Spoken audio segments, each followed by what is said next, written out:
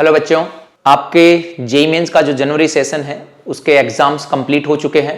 मानते हैं कई बहुत खुश होंगे और कई नाखुश भी होंगे, लेकिन दोनों ही स्थिति में अभी भी हर बच्चे को अपने एक बेहतर टाइम मैनेजमेंट, अपने पेशेंस, अपने हार्डवर्क और क्वेश्चंस की प्रैक्टिस के बेस पे एक स्मार्ट रिवीजन अभी भी आपको करना होगा। आज का जो ये अपना सेशन है इसमें मेन अपने पास दो ही बातें हैं कि अब हमें क्या क्या करना चाहिए और कब से स्टार्ट करना चाहिए। देखो बच्चों, इन दोनों चीजों को समझने से पहले बहुत सारे बच्चों को यह समझना होगा कि जनवरी अटेम्प्ट और अप्रैल अटेम्प्ट में डिफरेंस क्या है। अगर हम इसे पेपर के लेवल वाइज देखें तो हर साल अभी तक ये देखा गया है कि दोनों ही जगह पे जो पेपर्स का लेवल रहता है वो लगभग सेम रहता है। तो हम ये अब मान सकते हैं कि यार जो अप्रैल सेशन आपका होगा उसके अंदर जो पेपर्स होंगे वो भी लेंथी क्वेश्चंस होंगे और आपके पास में कहीं ना कहीं लैंग्वेज वाइज गुड क्वेश्चंस का कलेक्शन होगा। लेकिन इस दौरान बहुत सारे बच्चों को जो जनवरी अटेम्प्ट में उतना टाइम नहीं मिल पाता था, उनको अब 2 महीने का एक अलग से टाइम मिल जाता है। मेनली ये बच्चे वो हैं जिन्होंने अपने आप का 12th का एग्जाम जो है वो पहले से दे चुके हैं, मतलब 12th पास किए हुए बच्चे हैं, और उनको ये टाइम मिलने की वजह से अप्रैल सेशन में उनका स्कोर वैसे भी बढ़ता है, जिस वजह से कहीं ना कहीं कंपटीशन टफ हो जाता है।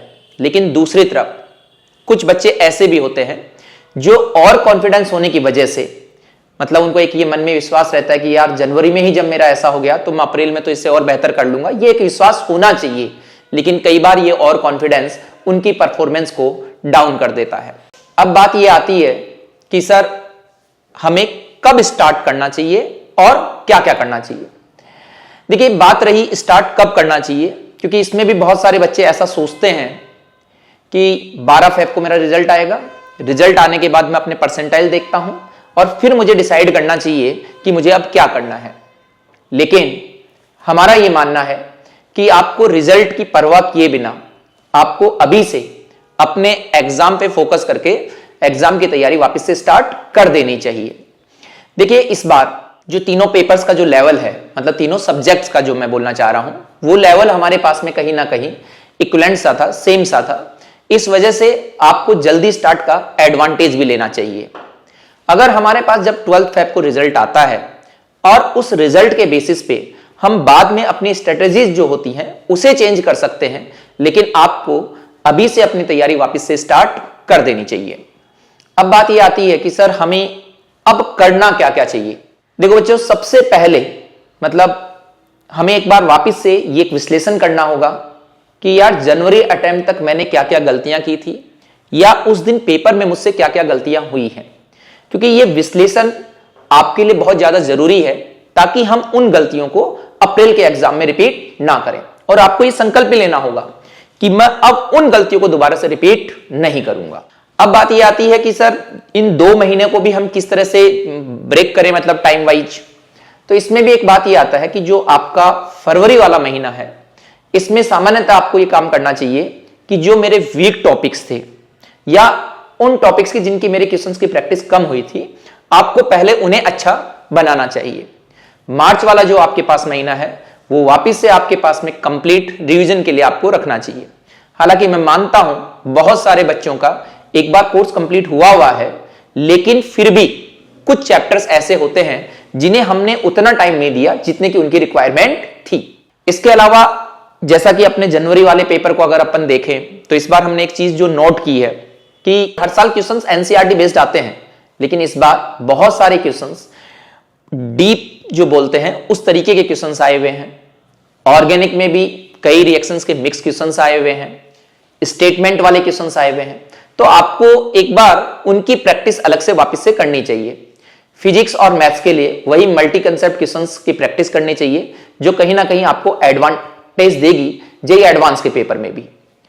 लेकिन आपका इस वक्त जो भी रिवीजन आप कर रहे हैं वो रिवीजन आपका क्वेश्चन बेस्ड होना चाहिए। अब बात यह आती है कि सर हम क्वेश्चन बेस्ड रिवीजन कहां से कर सकते हैं। इसमें आपको 3 चीजों का ध्यान रखना होगा या 3 चीजों का अपना माध्यम बनाना होगा, जिसमें से सबसे पहला आता है आपने जो अपना स्टडी मटेरियल किया था उस स्टडी मटेरियल में वो क्वेश्चन जो मुझसे फर्स्ट टाइम में नहीं हुए थे, एक बार मुझे उन क्वेश्चंस को दोबारा से लगाना चाहिए। दूसरा, पीवाईक्यूज लेकिन पीवाईक्यूज आज की डेट में बहुत सारे क्वेश्चंस अवेलेबल हैं, तो आप उसमें काम ये कर सकते हैं कि आप रिवर्स गियर में चल सकते हैं। मतलब सबसे पहले मैं 2026 के जनवरी सेशन के जो पेपर्स हैं इनके क्वेश्चंस को लगाने का प्रयास करूं, या इन्हें मैं लास्ट में वापस से टेस्ट पेपर की तरह भी काम में ले सकता हूं। 2025 के मैंने जेईई मेंस के क्वेश्चंस लगाए, फिर मैं 2024 के क्वेश्चन से प्रैक्टिस कर रहा हूं। इस तरह से आप जितना भी बैक जा सकते हैं वहां तक आपको जाना चाहिए।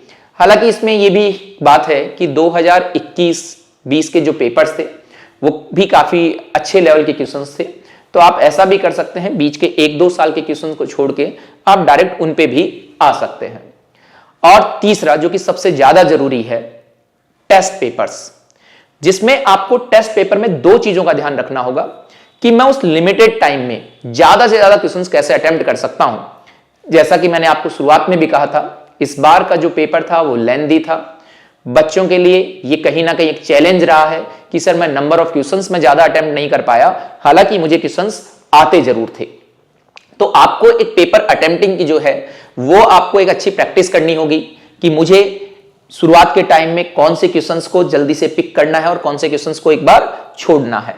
और दूसरा टेस्ट पेपर का आपका एनालिसिस, क्योंकि बहुत बार ये देखा गया है कि बच्चा एग्जाम दे तो लेता है टेस्ट पेपर, लेकिन वो उसके बाद में उसको एनालिसिस नहीं करता है। जब तक हमें अपनी गलतियां नहीं पता लगेंगी हम कभी भी उन गलतियों को सुधार नहीं पाएंगे। इसलिए हमें यह लगता है कि आप अपने पेपर को बहुत अच्छे से एनालिसिस करो और अपने जो भी आपके टीचर्स हैं उनके साथ भी हर पेपर को प्रॉपर तरीके से डिस्कस करो कि सर इस क्वेश्चन में मुझसे ये गलती हुई, मैंने ये सोचा, या इस क्वेश्चन को मैं और किस तरीके से छोटे तरीके से कर सकता हूं। तो इन चीजों का आपको स्पेशली ध्यान रखना होगा। मैं मानता हूं कि इस वक्त बहुत सारे बच्चों के मन में एक विचार यह भी आता है, क्या यार अभी भी अच्छा किया जा सकता है? बिल्कुल, अभी भी अच्छा किया जा सकता है। अगर हम बात यह करें कि यार 2 चांस की शुरुआत क्यों रही होगी, क्योंकि कहीं ना कहीं एनटीए का भी यह पर्पस था कि अगर किसी बच्चे का पहला अटेम्प्ट सही ना हो तो वो दूसरे अटेम्प्ट में अच्छा अपने आप को ला सके। ऐसे कई एग्जांपल्स हैं, ऐसे कई बच्चे हैं जिनका जनवरी सेशन शायद उतना अच्छा नहीं गया, लेकिन उन्होंने अपने आप को अप्रैल सेशन में बहुत बेहतर के साथ में बाहर निकाला है। ऐसे बच्चे भी हैं जिनके परसेंटाइल की अगर हम बात करें बिलो 50 थे, लेकिन उन्होंने अप्रैल सेशन में 98-99 परसेंटाइल तक अचीव किए हैं।